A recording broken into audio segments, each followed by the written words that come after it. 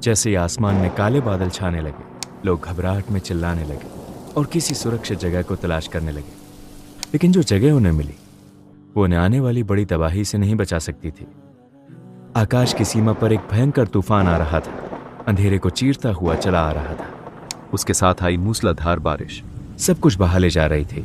यहाँ तक कि पेड़ पौधे और पहाड़ भी उस कुदरती आफत की ताकत का सामना नहीं कर पाए और पानी में समा गए। लेकिन इस पूरे तबाही के बीच एक जहाज पानी पर तैर रहा था, इस तबाही से बिल्कुल महफूज। ऐसा लग रहा था जैसे कोई अदृश्य ताकत उसे बड़े ही एहतियात से महफूज रखे हुए हो और उसमें सवार लोगों की हिफाजत कर रहा हो। यह न तो कोई इत्तेफाक था और न ही कोई संयोग। जिस सर्वशक्तिमान रब ने इस बाढ़ को जमीन पर भेजा था, उसने ही अपने नबी को ये जहाज बनाने का हुक्म दिया और अब वो खुद इस जहाज और इसमें सवार लोगों की हिफाजत कर रहा था। ये जहाज बचे हुए लोगों की उम्मीद थी और एक नए सवेरे की खुशखबरी। ये था हजरत नूह अलैहिस्सलाम का जहाज। ये शायद इंसानी तारीख की सबसे मशहूर कहानियों में से एक है, जिस पर कई फिल्में भी बन चुकी हैं। आपको लग सकता है कि दुनिया के हर इंसान को यह कहानी उसी तरह पता होगी जैसे आपको पता है, लेकिन इस कहानी में ईसाई और इस्लामी कथा के बीच में बहुत अंतर है। आज हम इस कहानी को कुरान और बाइबल दोनों के नजरिए से देखेंगे और जानेंगे कि दोनों में क्या बातें मिलती जुलती हैं और किन बातों में फर्क है। हजरत नूह अलैहिस्सलाम को किस तरह की मुश्किलों का सामना करना पड़ा और इस भयंकर बाढ़ की वजह क्या थी। सब कुछ उस मोड़ तक कैसे पहुंच गया। जो लोग जहाज में थे वो उस तबाही से कैसे बचे और जब ये सब खत्म हो गया तो उसके बाद क्या हुआ। अगर आप तैयार हैं तो शुरू करते हैं। हजरत नूह अलैहिस्सलाम का जन्म मेसोपोटामिया नामक क्षेत्र में हुआ था। वो एक सम्मानित, मशहूर और नेक इंसान थे जो कई सालों से अपनी कौम में रह रहे थे। लेकिन जिस समाज में वो रहते थे वो उनसे बिल्कुल अलग था। ये एक ऐसी कौम थी जहां ताकतवर कमजोरों पर जुल्म करते थे, जहां बेहयाई अपने चरम पर पहुंच चुकी थी। घमंड और बुराई लोगों के दिलों में भरी हुई थी। वो लोगों ने अपने समझदार पूर्वजों की मूर्तियां बनानी शुरू कर दी थी। फिर उनका प्यार उनके लिए पूजा में बदल गया और आखिरकार वो अपने असल मालिक को ही भूल बैठे। इसी कौम की तरफ हजरत नूह अलैहिस्सलाम को नबी बनाकर भेजा गया था। उन्होंने दिन रात मेहनत की ताकि वो उन्हें उन गलत कामों के बारे में आगाह कर सके जो वो कर रहे थे और समझाया कि वो उन गलत रास्तों को छोड़ दें। उनके मशहूर जहाज के निर्माण की प्रक्रिया का उल्लेख बाइबल में नहीं किया गया है। इन बातों की ज्यादातर जानकारी आमतौर पर कुरान में मिलती है। सूरह आराफ की आयत नंबर 59 में अल्लाह ताला फरमाते हैं, बेशक हमने नूह को उनकी कौम की तरफ भेजा तो उसने कहा, ऐ मेरी कौम के लोगों, अल्लाह ही की पूजा करो, उसके सिवा कोई पूज्य नहीं है। मैं डरता हूँ कि कहीं तुम पर किसी बड़े दिन का अजाब ना आ जाए।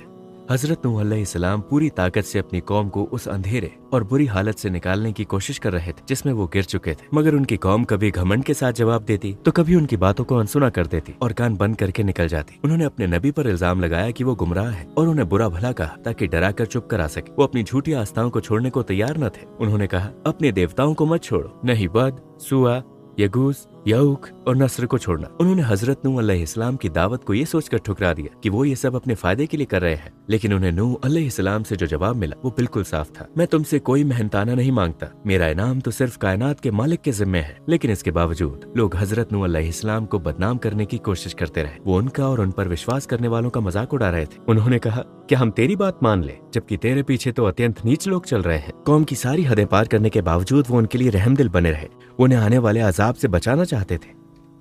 फिर भी सिर्फ चंद लोगों ने ही उन पर ईमान लाया, बाकी लोग गुमराही में बढ़ते ही गए और उनका जुल्म दिन ब दिन बढ़ता गया। हालात अब बर्दाश्त से बाहर हो चुके थे। सालों की मेहनत के बाद उन्हें यकीन हो गया कि चाहे वो जो भी करें, उनकी कौम अब शिर्क और पुत परस्ती छोड़ने वाली नहीं। आखिरकार उन्होंने अपने रब को पुकारा और ये दुआ की। उन्होंने कहा, ऐ मेरे रब, बेशक मेरी कौम ने मुझे झुटला दिया है, अब तू मेरे और उनके बीच फैसला कर दे और मुझे व मेरे साथ ईमान लाने वालों को बचा ले। हजरत नूह अलैहिस्सलाम, जिन्होंने अपनी कौम के लिए सालों तक सब्र किया, जिन्होंने आखिरी वक्त तक हार नहीं मानी, जो हर जुल्म और तकलीफ को बर्दाश्त करते रहे, अब अपने रब के फैसले का इंतजार कर रहे थे। तो अल्लाह का हुक्म क्या होगा, हम इस सब पर आएंगे। इससे पहले कि हम आगे बढ़े, आइए देखते हैं कि यह हिस्सा बाइबल में कैसे बताया गया है। नूह एक नेक इंसान थे और अपने समय के लोगों में सबसे पाक साफ थे। वो हमेशा खुदा के साथ वफादारी से चलते थे। नूह अलैहिस्सलाम के 3 बेटे थे, साम, हाम और याफिस। अब जमीन खुदा की नजर में बहुत ज्यादा बुराई से भर चुकी थी। चारों तरफ जुल्म ही जुल्म था। ईश्वर ने देखा कि जमीन कितनी भ्रष्ट हो गई है, हर कोई गलत रास्ते पर चल रहा है। ईश्वर ने देखा कि जमीन पर पूरी इंसान नस्ल बुराई में लिप्त हो चुकी है और हर वक्त इंसान के दिल में बुरे विचार ही आते हैं। रब को अफसोस हुआ कि उसने जमीन पर इंसानों को पैदा किया और उसका दिल बहुत दुखी था। बाइबल के अनुसार वो घटनाएं खुदा के अफसोस का कारण तब बनी जब खुदा के बेटे के तौर पर जाने जाने वाले कुछ लोगों ने इंसानी औरतों से शादी करनी चाहिए। जब जमीन पर इंसानों की तादाद बढ़ने लगी और उनके घर बेटियां पैदा होने लगी, ईश्वर के पुत्रों ने देखा कि इंसानों की बेटियां खूबसूरत थीं और उन्होंने अपनी मर्जी से उनमें से जिससे चाहा शादी कर ली। इन शादियों के बाद जमीन पर बुराई फैलती गई और इंसान जालिम बन गए। तो रब ने कहा, इंसानों को जिन्हें मैंने पैदा किया है जमीन के ऊपर से मिटा दूंगा और उनके साथ जानवरों, पक्षियों और उन जीवों को भी जो जमीन पर रेंगते हैं, क्योंकि मुझे अफसोस है कि मैंने इन्हें बनाया। लेकिन कुरान में कहीं भी अल्लाह के अफसोस करने का जिक्र नहीं है और सचमुच ऐसा कभी हो भी नहीं सकता, क्योंकि अफसोस होना कमजोरी की निशानी है, जैसे गलती करना और भविष्य देखने में असमर्थ होना। और चूंकि इस्लाम में ईश्वर की अवधारणा परिपूर्ण है, इसलिए ऐसी कमजोर विशेषताएं उससे कभी जोड़ी नहीं जा सकती। आखिरकार लंबे इंतजार के बाद अल्लाह का हुक्म आ गया। तो वो हुक्म क्या था? अल्लाह ने नूह से कहा, अब तुम्हारी कौम में कोई और ईमान नहीं लाएगा सिवाय उन लोगों के जो पहले ही ईमान ला चुके हैं। तो जो ये लोग कर रहे हैं उससे तू परेशान मत हो और हमारी निगरानी और प्रेरणा में जहाज बना, और मुझसे उन जालिमों के बारे में कुछ मत कहना, क्योंकि अब वो सब डुबो दिए जाएंगे। लेकिन बाइबल में यह बात कुछ इस तरह से कही गई है, तो अपने लिए देवदार की लकड़ी से एक जहाज बना, उसमें कमरे बनाना और हर तरफ कोलतार से लेप करना। इसे इस तरह बनाना है कि इस जहाज की लंबाई 300 क्यूबिट, चौड़ाई 50 क्यूबिट और ऊंचाई 30 क्यूबिट हो।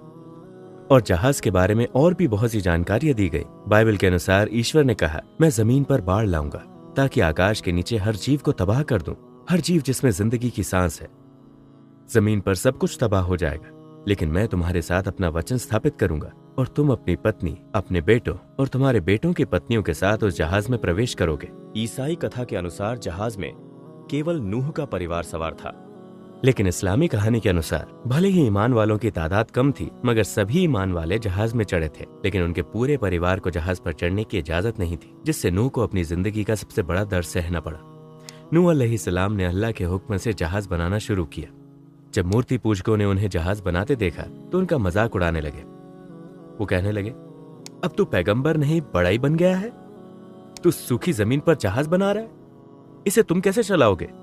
असल में जहां नूह जहाज बना रहे थे वहां कोई समुंदर नहीं था, तो जहाज सच में कैसे चलेगा?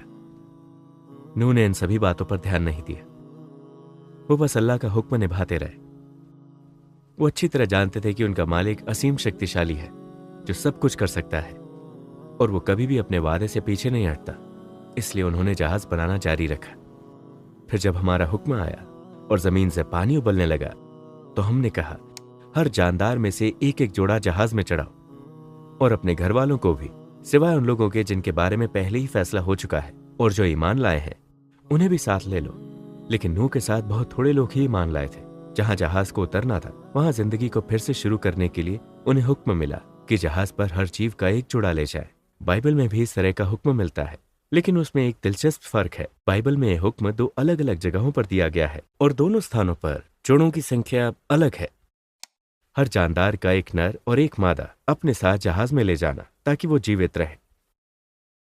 लेकिन 7वें अध्याय में लिखा है, हर पवित्र जानवर की 7 जोड़ियां लेना, एक नर और उसकी मादा, और हर अपवित्र जानवर की एक एक जोड़ी, एक नर और उसकी मादा, और हर पक्षी की भी 7 जोड़ियां, एक नर और उसकी मादा, ताकि वो जमीन पर फिर आबाद हो सके। पहले हिस्से में जानवरों की एक एक जोड़ी की बात है, जबकि दूसरे में 7 जोड़ियों की बात है। नूह ने वैसा ही किया जैसा उनके रब ने हुक्म दिया था, और अब आखिरकार वो घड़ी आ पहुंची थी। बाढ़ के आने का संकेत देने के लिए ईश्वर ने जमीन से पानी निकाला। बाइबल के अनुसार उस वक्त नूह की उम्र 600 साल थी, लेकिन कुरान के अनुसार उस समय तक नूह अपनी कौम में 950 साल रह चुके थे। बाइबल में लिखा है कि यह बाढ़ उस साल के दूसरे महीने की 17वीं तारीख को शुरू हुई, नूह अलैहिस्सलाम के साथ, जब मुसलमान और जानवरों के जोड़े सभी जहाज में सवार हो गए। फिर आसमान में काले बादल छा गए और बहुत ही जोर की बारिश शुरू हो गई। जैसे जैसे पानी बढ़ता गया, जो जहाज जमीन पर खड़ा था वो भी धीरे धीरे तैरने लगा। नूह की कौम, जो उन पर ईमान नहीं लाई और पूरे मिशन के दौरान उनका बहुत विरोध किया था, अब हैरानी में देख रही थी। अब उनके किए की सजा मिलने का वक्त आ गया है।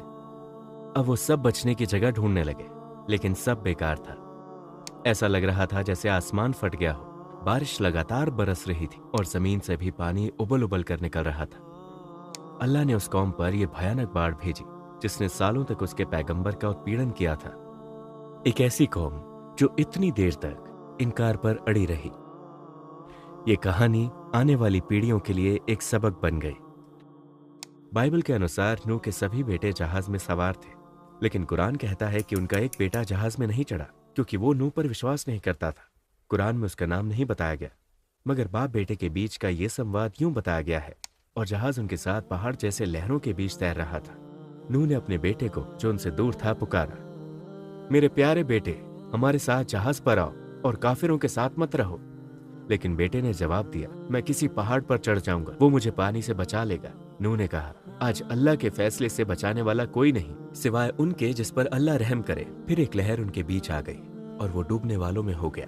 जरा उस स्थिति में एक पिता की कल्पना करें जो केवल मेरा बेटा नहीं कहता बल्कि कहता है मेरे प्यारे बेटे। वो अपने बेटे के प्रति अतिरिक्त प्यार और दया दिखाता है। इतनी सारी तकलीफों के बाद अब वो अपने बेटे का ये व्यवहार देखता है और फिर उसे डूबते हुए देखता है। कल्पना करें नूह पर क्या बीती होगी। जैसे जैसे आसमान में तूफान और तेज होता गया, जहाज जो लोगों के लिए जीवन रक्षा का माध्यम था, अल्लाह की कृपा से पहाड़ी लहरों का मुकाबला करता रहा। ईमान वालों से भरे जहाज के नेता के रूप में नूह तूफानों के बीच अपने कर्तव्य को निभाते रहे। बाढ़ कई दिनों तक चली। हर दिन उस जहाज की डोलती हुई सतह ईमान वालों की धैर्य की परीक्षा करता था।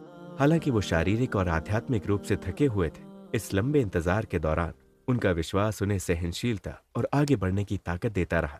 अंत में आसमान साफ हो गया और बाढ़ का जोर कम हो गया। अल्लाह ने जहाज को एक पहाड़ी की चोटी पर सुरक्षित रूप से पहुंचा दिया। कुरान में इसे यूं वर्णित किया गया है और कहा गया, हे धरती अपना पानी निगल ले और हे आकाश अपनी बारिश रोक दे।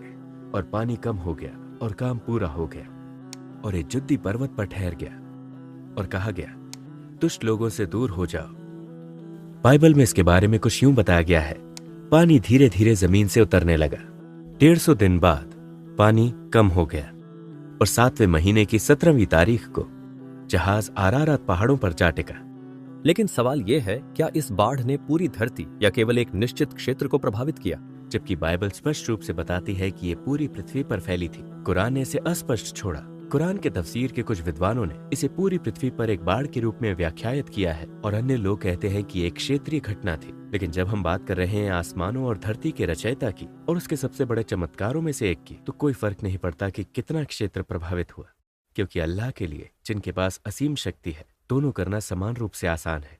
हमें ध्यान देना चाहिए उस संदेश पर जो इस कहानी में दिए गए हैं।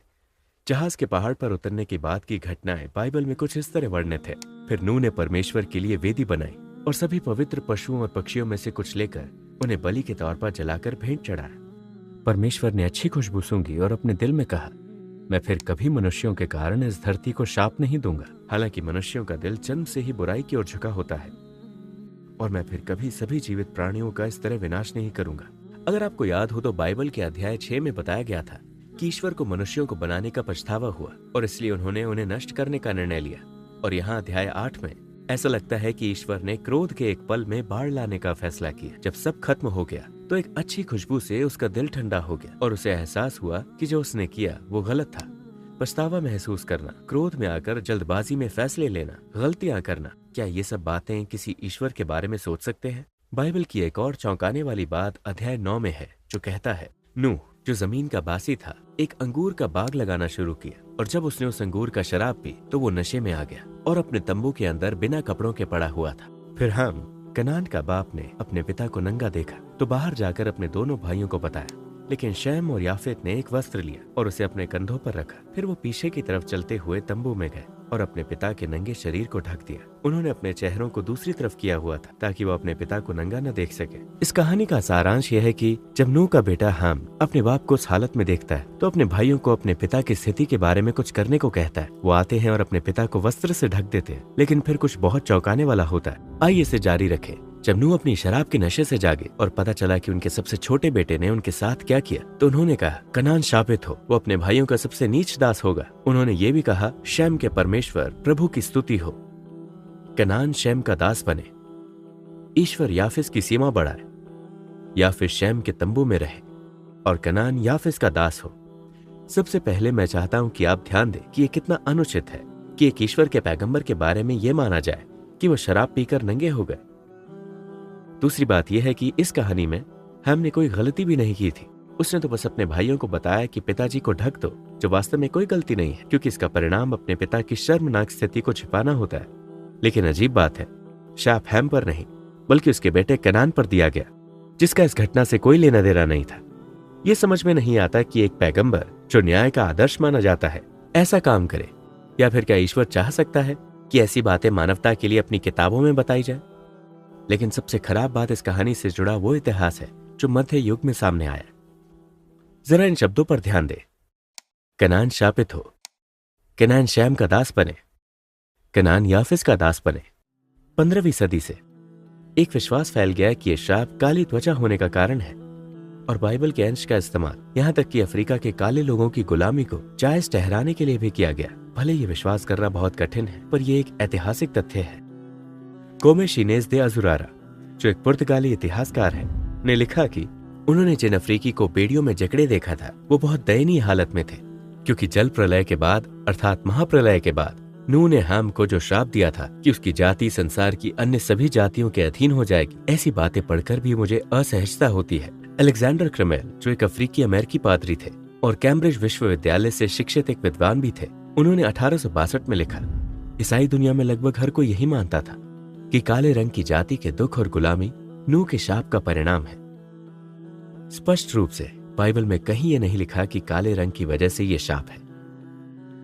और आज के ईसाई धर्मगुरु कहते हैं ये पूरी तरह गलत व्याख्या है।